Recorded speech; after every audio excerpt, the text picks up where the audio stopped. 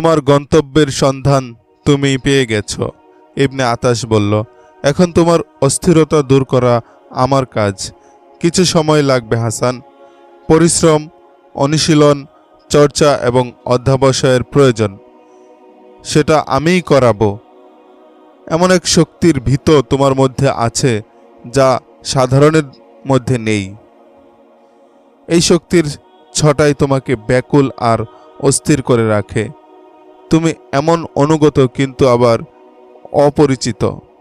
একে যদি জাগিয়ে না তোলো তাহলে একদিন তুমি নিজের হাতেই নিজের গলা টিপে ধরবে বা নিজ পিতা মাতাকে হত্যা করবে এবং তোমার গর্দান কাটা যাবে জল্লাদের হাতে।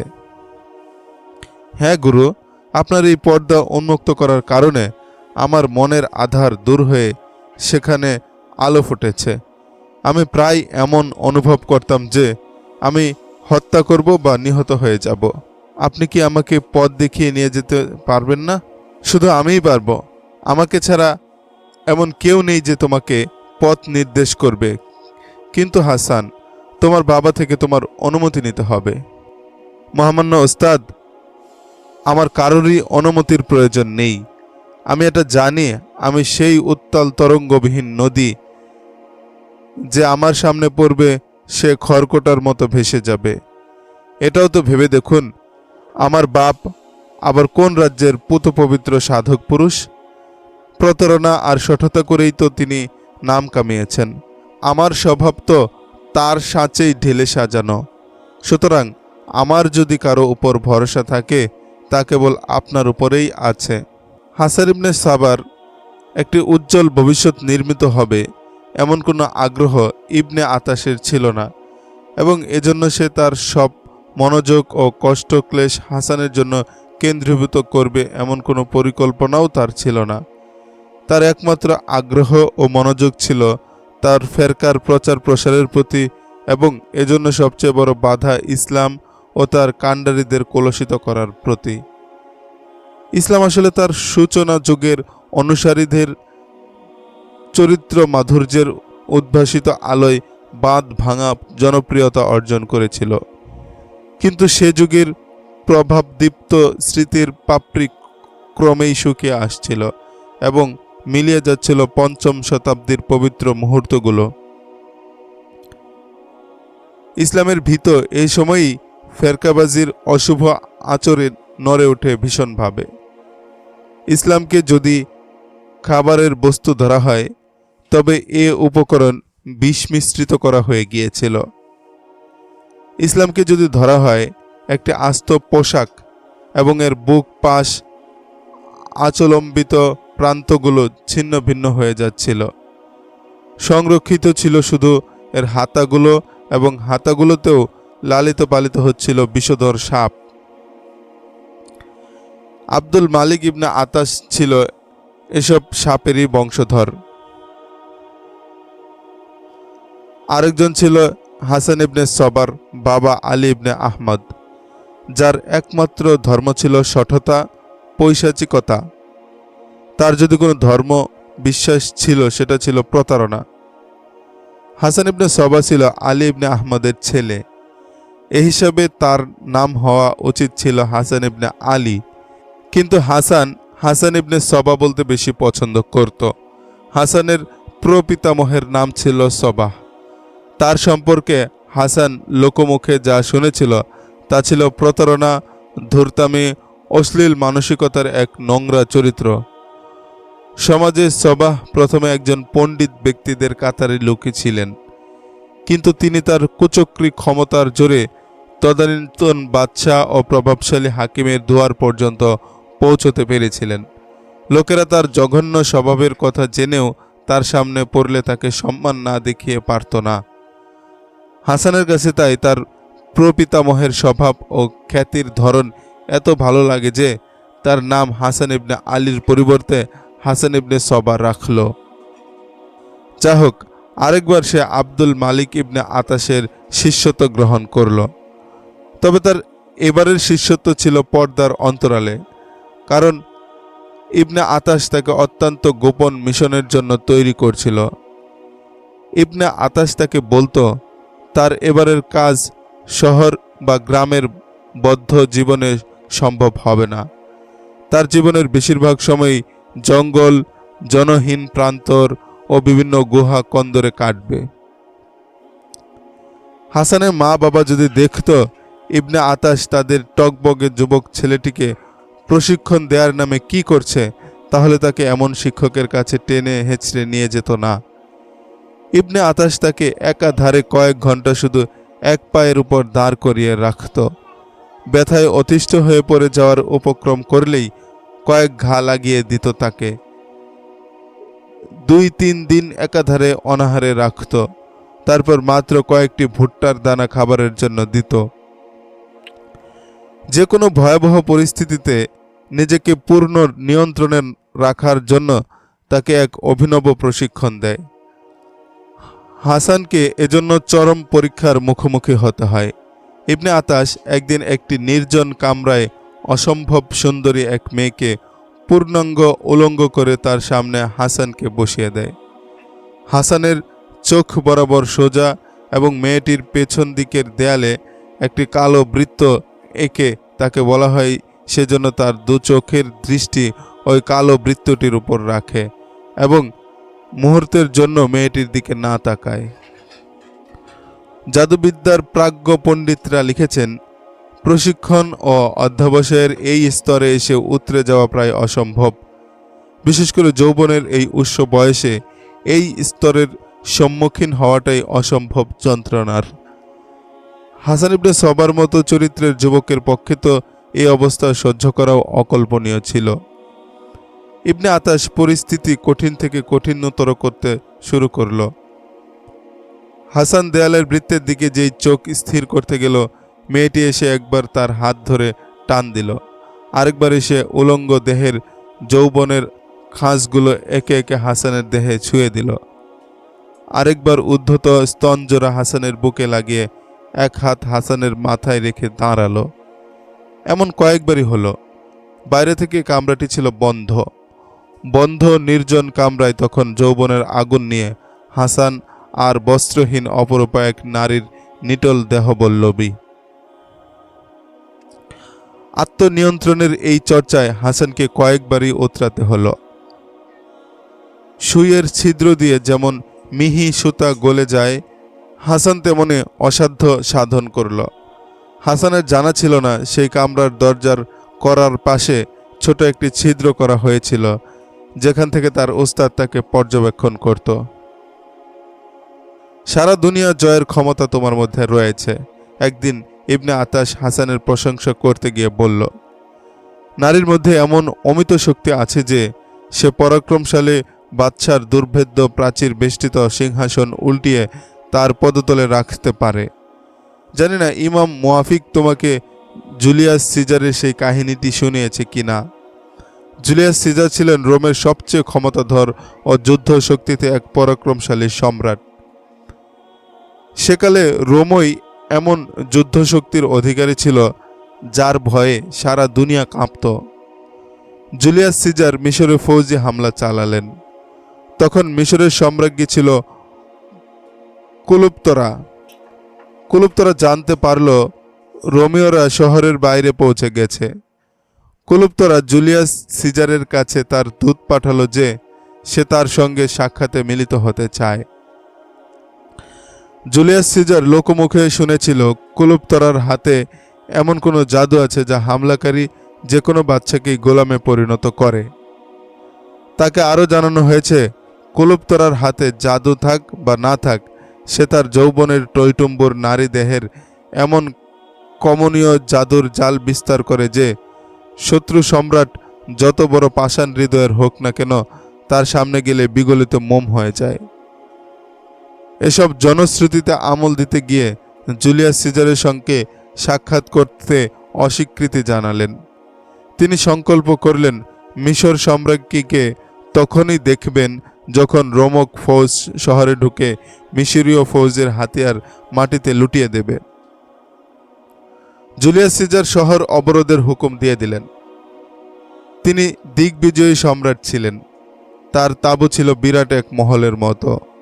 অবরোধ পূর্ণ হওয়ার 2-1 দিন পর এক মিশরীয় প্রৌঢ় ব্যক্তি কাঁধে একটি গালিচা নিয়ে জুলিয়াস সিজারের তাঁবুর দরজার দিকে গিয়ে দাঁড়িয়ে রইল। গালিচা গোল রোলের মতো পেঁচানো ছিল। লোকটি দ্বাররক্ষীকে বলল সে গালিচা প্রস্তুতকারী। আরেকটি অত্যন্ত মূল্যবান ও সুদৃশ্য গালিচা সম্রাটকে দেখাতে চায়। সম্রাট দেখে হয়তো পছন্দও করতে পারেন এবং কিনেও নিতে পারেন। তাহলে তার মতো এক দরিদ্রের বড় উপকার হয়।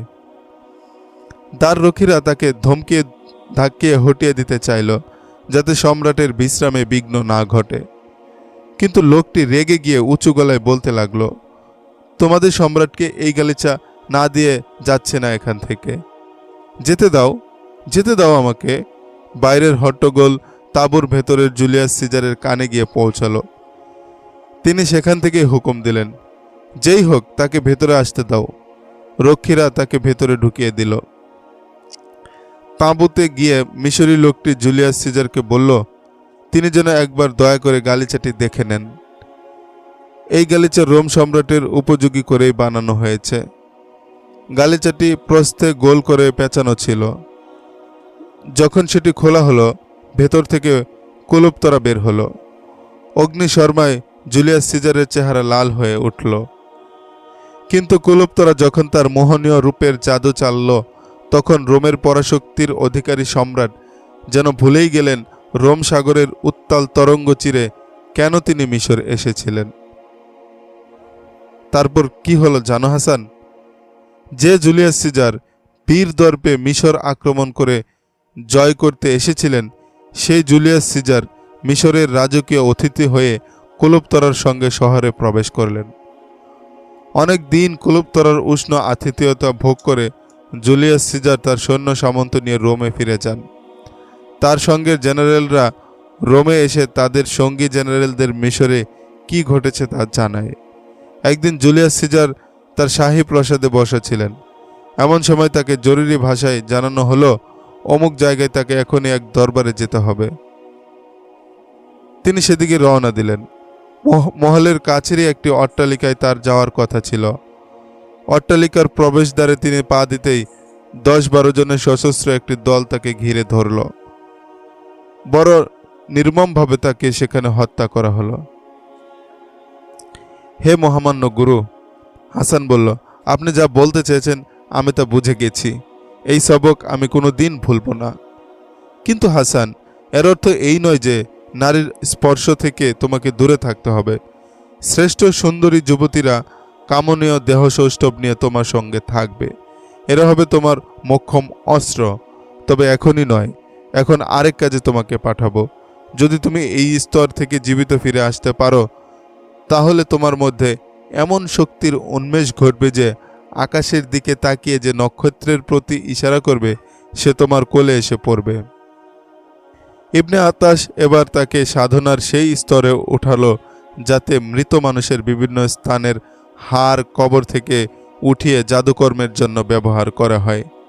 ইবনে আতাশ তাকে একদিন অর্ধরাতের পর বলল সে যেন কবরস্থানে গিয়ে এমন কবর খুঁজে নেয় যা অত্যন্ত পুরনো।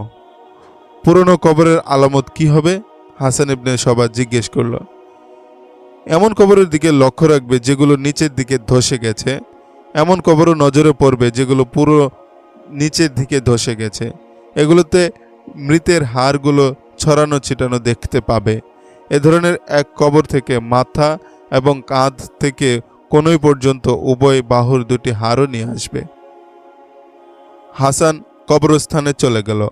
রাতের অর্ধপ্রহর অতিক্রান্ত তখন।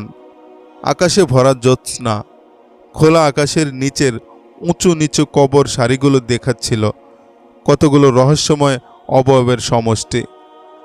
হাসান ধসে যাওয়া কবর খুঁজতে লাগলো। ইবনে আতাশ সঙ্গে করে তলোয়ার নিয়ে যাওয়ার অনুমতি দিয়েছিল তাকে। কবরকে বলা হয় শহরে খমসা বা নীরব জনতার আবাসভূমি।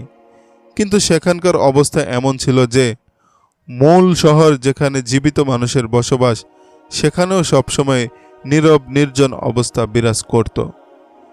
কিন্তু মৃতদের সেই আবাসভূমিতে মাঝে মধ্যে অচিন জগতের অন্তর কাঁপানো আওয়াজ শোনা যেত। কবরস্থানের প্রায় সবটা জুড়েই সবুজের শীতল সমারোহ ছিল। অসংখ্য চারাগাছ সেই সবুজের রং আরও গভীর করে তুলেছিল। পালা করে কয়েকটি পেঁচা বিকট স্বরে ডেকে উঠছিল। ঝিঝি পোকা আর ব্যাঙের একঘেয়েমি আওয়াজও আসছিল অনবরত। হঠাৎ তার কানে পলায়নপর পায়ের আওয়াজ এলো। ভয়ে সে এদিক ওদিক তাকালো। একটি বিড়াল তীব্র বেগে দৌড়ে আসছিল। বিড়ালটিকে ধাওয়া করে আসছিল দুটি নেকড়ে। নেকড়ে দুটি তার পাশ দিয়ে চলে গেল এবং সামনে গিয়ে অদৃশ্য হয়ে গেল। ভয় পেলেও মন শক্ত করে সে তার কাজ চালিয়ে গেল। খুঁটিয়ে খুঁটিয়ে কবরগুলো দেখতে লাগলো। ধসে যাওয়া কোনো কবর তার চোখে পড়ছিল না। কিছু দূর গিয়ে কবরের মতো লম্বাটে খোলা একটি গর্ত চোখে পড়ল তার। এর চারপাশে নানান সাইজের কবর ছিল। গর্তের পাশে গিয়ে নিচের দিকে তাকালো সে। তার কানে কুকুরের মতো গড়গড় আওয়াজ এলো। তারপর সে এক লাফে কবর থেকে দুটি জন্তু বেরিয়ে এলো। এবার সে চিনল এ দুটি নেকড়ে। সঙ্গে সঙ্গে সে তলোয়ার কোষমুক্ত করে দেহের সব শক্তি দিয়ে ঘোরাতে লাগলো। নেকড়েগুলোর দিক বদল করে চারদিক থেকে তার উপর ঝাঁপিয়ে পড়তে চেষ্টা করছিল। বিদ্যুৎ বেগে ঘূর্ণনরত তলোয়ার নেকড়ে দুটিকে কাছে ঘেঁষতে দিল না। তলোয়ার ঘোরাতে ঘোরাতে একবার সে পিছনে গর্তের একেবারে কিনারায় গিয়ে পৌঁছল। পেছন ফিরে থাকার কারণে সে টের পেল না। নেকড়ের নাগাল থেকে বাঁচার জন্য পিছাতে পিছাতে সে সোজা গর্তের মধ্যে গিয়ে পড়ল। তার এক পা হাঁটু পর্যন্ত মাটিতে দেবে গেল। তার চোখে পড়ল ছিন্ন ভিন্ন এক বিড়াল দেহ। এবার বুঝতে পারল এটা সেই বিড়াল যাকে ধাওয়া করে নেকড়েগুলো দৌড়াচ্ছিল। বিড়ালটি সম্ভবত এই কবরে পড়ে গিয়েছিল বা লুকানোর জন্য এখানে নেমেছিল। নেকড়েরা এখানেই তাকে পাকড়াও করে। হাসান যখন সেখানে পৌঁছে নেকড়ে দুটি বিড়াল খাচ্ছিল। নেকড়েগুলো ভাবল এই লোক তাদের শিকার ছিনিয়ে নিতে এসেছে। একজন মানুষের এত বড় দুঃসাহস এজন্য তাদের বিশ্বাস হচ্ছিল না। এজন্য কিছুক্ষণ আশ্চর্য চোখে হাসানের দিকে তাকিয়ে রইল। হাসান সঙ্গে সঙ্গেই বিড়ালের পা ধরে বাইরে ছুঁড়ে দিল। আর এক মুহূর্ত দেরি হলে নেকড়ের হাতে হাসানি ছিন্ন ভিন্ন হয়ে যেত। নেকড়েগুলো গড়গড় করতে করতে শিকার নিয়ে চলে গেল। কিন্তু ভয়ের নখদন্দ হাসানকে চারদিক থেকে এমনভাবে চেপে ধরল যে তার সমস্ত দেহ কাঁপতে লাগলো থরথর করে। একবার চিন্তা করল কোনো রকম উঠে দৌড়ে বাইরে বেরিয়ে যাবে, কিন্তু তার গুরুর ভয়ে পালানোর ইচ্ছা চেপে রাখলো অতি কষ্টে। কবর সম্পর্কে সে আগে ভীতিপ্রদ অনেক কাহিনী শুনেছিল।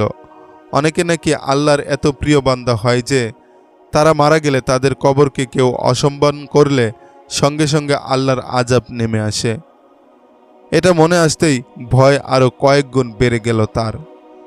কিন্তু ইবনে আতাশ তাকে বলেছিল নির্দেশিত হার যে কোনো মূল্যেই হোক উদ্ধার করে আনতে হবে এবং ভয়কে দমিয়ে রাখতে হবে। হাসান তার পড়ে যাওয়া পাটি টেনে বের করল। এটা আসলে একটা পুরনো কবর ছিল। সে দেখল কবরের একটি চিহ্ন পাথর নিচে পড়ে আছে। দু হাতে মাটি উঠিয়ে বাইরে ফেলে ফেলে পাথরটি আলাদা করে রাখল। চাঁদের আলোয় মৃতের কঙ্কাল স্পষ্ট দেখা যাচ্ছিল। হাসান কঙ্কাল থেকে মাথার খুপড়ি ও দু বাহু থেকে দুটি হাড় খসিয়ে নিল। তখনই সব অন্ধকার হয়ে গেল। চাঁদের আলো অদৃশ্য হয়ে গেল। তার উপর থেকে ভেসে গেল একটি কালো ছায়া।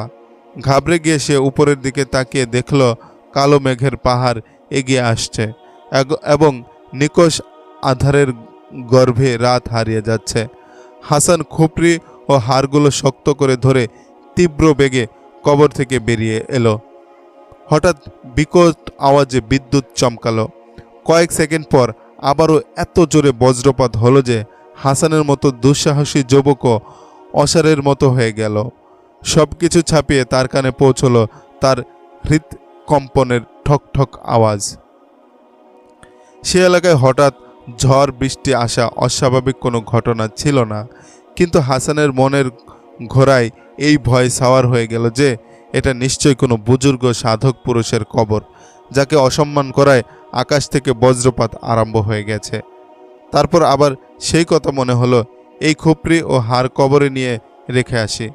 কিন্তু এবারেও এক ঝটকায় মনে এলো তার গুরুর কথা, যদি ভয় পেয়ে ব্যর্থ হয়ে ফিরে আসো তাহলে তোমার এই সাধনা শেষ হতে যে কত বছর লাগবে তার কোনো হিসাব নেই।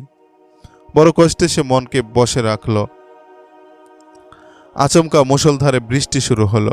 শিলা পাথরের মতো বৃষ্টির ফোঁটাগুলো শরীরে বিঁধতে লাগলো। সে দৌড়ে লাগালো। এক জায়গায় গিয়ে সামনে তাকাতেই দেখল ৩-৪ পা দূরে এক কালো মূর্তি দাঁড়িয়ে আছে। মূর্তিটির অবয়ব স্পষ্ট বোঝা যাচ্ছিল না, মনে হচ্ছিল কুয়াশার ভেতর থেকে বেরিয়ে এসেছে বিরাটাকায় এক মূর্তি। তার পাগুলো সাধারণ মানুষের পায়ের চেয়ে কয়েক গুণ লম্বা মনে হচ্ছিল। তার দু কাঁধ থেকে নেমে যাওয়া দুটি হাত দুই দিকে ছড়িয়ে রেখেছিল, যেন সামনে গেলেই হাসানকে বাধা দেবে। ছায়ামূর্তি মাথাটি গোল নয়, অদ্ভুত লম্বাটে ছিল। নীরব আগ্রাসী পাহাড়ের মতো সে দাঁড়িয়েছিল। হাসানের পা দুটি নিথর হয়ে দাঁড়িয়ে গেল। ভয়ের কাঁটা তাকে এমন করে খামচে ধরল যেন একটি রোমশ শক্ত হাত তার বুকের শেষ বিন্দু রক্তও নিংড়ে নিতে আঁচড় বসাচ্ছে। সে সিদ্ধান্ত নিয়ে ফেলল, খুপড়ি ও হাড়গুলো এই অশরীরী দানবের পায়ে রেখে দেবে। বারবার বিদ্যুৎ চমকাচ্ছিল। সমস্ত অশরীর আর্তনাদ হয়ে মুহুর্মুহু বজ্রপাত চরাচর কাঁপিয়ে তুলছিল। বিদ্যুৎ চমক হাসানের চোখের দৃষ্টি প্রায় কেড়ে নিচ্ছিল। বৃষ্টি ক্রমেই বেড়ে চলছিল। মনে হচ্ছিল বিশালাকায় মূর্তিটি তার ডান ও বাম দিকে ছড়ানো হাত দুটি নাড়াচ্ছিল। আরেকবার মনে হলো অশরীরটি বুঝি সামনে এগিয়ে আসছে। হঠাৎ হাসানের পৌরুষ জেগে উঠল। হয়তো এটা তার মৃত থেকে বাঁচার শেষ চেষ্টা ছিল। সামনে অগ্রসর হয়ে এক ঝটকায় তলোয়ার বের করে বিদ্যুৎ বেগে মূর্তিটির পেট বরাবর তলোয়ার চালালো। সে নিশ্চিত ছিল যে শক্তিতে সে তলোয়ার চালিয়েছে তা তার পেট দিয়ে ঢুকে পিঠ দিয়ে বের হয়ে যাবে, কিন্তু তলোয়ারের ফলাও তার পেটে ঢুকল না। হঠাৎ বিদ্যুৎ বেগে তলোয়ার টেনে নিয়ে আবারও দ্বিগুণ বেগে এবার তলোয়ার চালালো, কিন্তু তার হাত যেন শক্ত কিছুর সঙ্গে ঠুকে গেল এবং তলোয়ার পিছনে ফিরে এলো। ছায়ামূর্তির হাত দুটি তেমনই ছড়িয়েছিল। হাসান মূর্তিটির ২-১ পা মাত্র দূরে ছিল। এবার যখন বিদ্যুৎ চমকালো, হাসান সামনে গিয়ে মূর্তিটিকে হাত দিয়ে স্পর্শ করল। তখনই বুঝতে পারল এটা শুকিয়ে যাওয়া এক মরা বৃক্ষ, আর এর দুটি ভাঙ্গা ডাল দুদিকে ছড়িয়ে আছে। হাসান মৃতের খুপড়ি ও বাহুর হাড়গুলো আরও শক্ত করে ধরে ঊর্ধ্বশ্বাসে ছুটতে লাগল। কবরস্থান থেকে বের হতে হতে কয়েকবার হোঁচট খেল, আছড়ে পড়ল, পায়ের হাঁটুর কয়েক জায়গা চটে গেল, তবুও কোথাও থামল না। কবরস্থান থেকে যখন বেরিয়ে এলো তখন তার ধরে প্রাণ ফিরে এলো। এবার সে ছোটা বন্ধ করে দিয়ে ধীরে ধীরে হাঁটতে লাগলো। আব্দুল মালিক ইবনে আতাশ তাকে বলে রেখেছিল রাত যতই হোক সে তার অপেক্ষায় থাকবে। হাসান তার ঘরে গিয়ে দেখল ইবনে আতাশ জেগে বসে আছে। তার কাপড় থেকে পানি ঝরছিল, পা থেকে কোমর পর্যন্ত কাদায় মাখামাখি ছিল। কিছুটা হিম শীতল বৃষ্টির কারণে আর কিছুটা ভয়ে কাঁপছিল সে অবস্থাতে হাতের খুপড়ি ও হাড় দুটো ইবনে আতাশের পায়ের কাছে নামিয়ে রাখল। ইবনে আতাশ তাকে পিঠ চাপড়ে সাবাস সাবাস বলে শুভেচ্ছা জানালো। তার কাপড় পাল্টে দিল এবং জিজ্ঞেস করল সে খুব বেশি ভয় পেয়েছে কিনা। কি পরিমাণ ভয় পেয়েছি তা এখন বলতে পারবো না, হাসান জবাব দিয়ে একটু ভেবে বলল, গুরু, এটাও কি আমার প্রশিক্ষণের জন্য জরুরি? হ্যাঁ, এতটুকু জরুরি যতটুকু জরুরি দেহের জন্য পানি ও বাতাস। এখন বলো, কবর থেকে এগুলো কি করে বের করেছ? তার উপর দিয়ে কি ঝড় বয়ে গেছে? হাসান সব বিস্তারিত শোনালো। গুরু, ইবনে সবা বলল, আজ রাতে আমি এটা সত্য বলে বিশ্বাস করেছি যে আল্লাহর কোনো বিশেষ বান্দার কবর ও তার দেহের সঙ্গে যদি কেউ এই ব্যবহার করে, যেমন আজ আমি করেছি, তাহলে তৎক্ষণাৎ আযাব নাজিল হয়ে যায়। ভয়ে ভয়ে সে জিজ্ঞেস করল, আমার উপরে কি এমন আযাব গজব নাজিল হবে? না, যা হবার তা হয়ে গেছে। একটা অতি গোপন কথা ছিল, দেমাগে গেঁথে নাও। কবরে যখন তুমি পড়ে গেলে তখন দুটি নেকড়ে তোমার উপর ঝাঁপিয়ে পড়ল। মৃতের হাড়ে হাত লাগালে বিদ্যুৎ চমকে বজ্রপাত শুরু হলো। এ থেকে তুমি কি বুঝতে পারোনি মৃত মানুষের মধ্যেও অপার্থিব শক্তি আছে?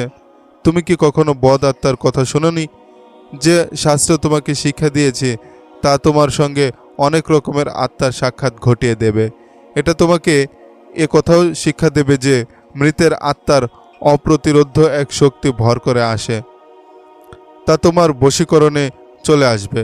তুমি তোমার কাজে তা ব্যবহার করতে পারবে, কিন্তু এখন নয়। এ ক্ষমতা অর্জনের জন্য তোমাকে অনেক কিছুর সম্মুখীন হতে হবে। নিজের হাড়গোড় শুকিয়ে যাবে এ পথে। তারপরই তুমি ভাসমান আত্মার শক্তি অর্জন করতে পারবে। জাহান্নামের আগুন অতিক্রম করে তোমাকে জান্নাতে প্রবেশ করতে হবে। ইবনে আতাশ তাকে সদ্য আনা খুপরি ও হাড় সম্পর্কে একটি সবক দিয়ে ঘরে পাঠিয়ে দিল। শহরের কাছ ঘেঁষে একটি স্রোতস্বিনী নদীর ধারা বইছে। পরদিন সকালে হাসান নদীর ধারে বেড়াতে গেল। তার মাথায় সর্বক্ষণ গুরুর কথাগুলো ঘুরছিল। গতরাতের ঝড় বাদলার কারণে নদীতে বেশ স্রোত ছিল এবং প্রায় চারদিকে কাদায় থিক থিক করছিল। শহরের কোলাহল থেকে দূরে কোথাও বসে জাদুর পাঠ আত্মস্থ করার জন্য এখানে আসা তার। বসার জন্য তাই কোনো শুষ্ক জায়গা খুঁজতে থাকে। সামান্য দূরেই অনায়াসে বসা যায় এমন একটি পাথর নজরে পড়ল। পশ্চিম দিগন্তে উষার জেগে ওঠা সূর্যের দিকে মুখ করে বসে গেল। তারপর চোখ বন্ধ করে জোরে জোরে শ্বাস নিতে লাগলো। একটু পর সে ধীরে ধীরে চোখ খুলল। তার সামনে নতুন সূর্যের নরম আলোর আস্তরণ থাকার কথা ছিল, কিন্তু সূর্যের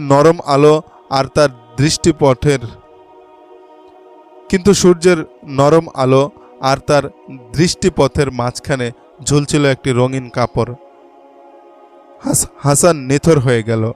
ভয়ে ভয়ে অতি সাবধানে উপরের দিকে চোখ ওঠালো। চোখে পড়ল রূপ লাবণ্যের আভাদীপ্ত একটি রমণীর চেহারা। এ ছিল এক সদ্য তরুণীর মুখ, যার ঠোঁটে যেন ঝুলছিল গোলাপের আধ ফোটা কলির স্মিত হাসি। মাত্র এক পা দূরে দাঁড়িয়েছিল এই হুর সদৃশ মেয়েটি। হাসান তার স্মৃতির দরজায় চাপ দিল। এই মুখ কোথাও দেখেছে কিনা এর আগে। কোথায় দেখেছে তার এও মনে এলো এটা জাদুর তেলিস্মাতি হতে পারে। চেনার চেষ্টা করছ? আওয়াজ নয়, গানের তরঙ্গ যেন। হাসান মাথা দোলালো। হ্যাঁ, সে চেনার চেষ্টা করছে। এত সময় তোমার সামনে বিবস্ত্র হয়ে বসেছিলাম, মেয়েটি হেসে বলল। ওহো, হাসানের মনে পড়ল, তুমি? আচ্ছা, সত্যি কথা বলো তো, তুমি কি বাস্তবে আছো, না আমার গুরুর তৈরি করা কোনো কল্পনা, যাকে বাস্তবের রূপ দিয়ে আমার মস্তিষ্কে তিনি ঢুকিয়ে দিয়েছেন? তাহলে ছুঁয়ে দেখো, চিমটি কেটে দেখো। মেয়েটি তার হাত দুটো হাসানের দিকে এগিয়ে দিল। আমার হাত তোমার হাতে নিয়ে অনুভব করতে চেষ্টা করো। দেখো আমি কল্পিত কিছু নাকি জলজ্যান্ত কিছু। হাসান সাথে করে তার হাতটি নিজের দুই হাতের মুষ্টিতে নিয়ে মৃদু চাপ দিল। প্রাণের উষ্ণতা ও কোমলতা অনুভব করতে চেষ্টা করল। তুমি কে? ঝাঁঝালো গলায় জিজ্ঞেস করল হাসান। তুমি কি? তুমি যদি জলজন্তু একটি মেয়ে হও, তাহলে কার মেয়ে তুমি?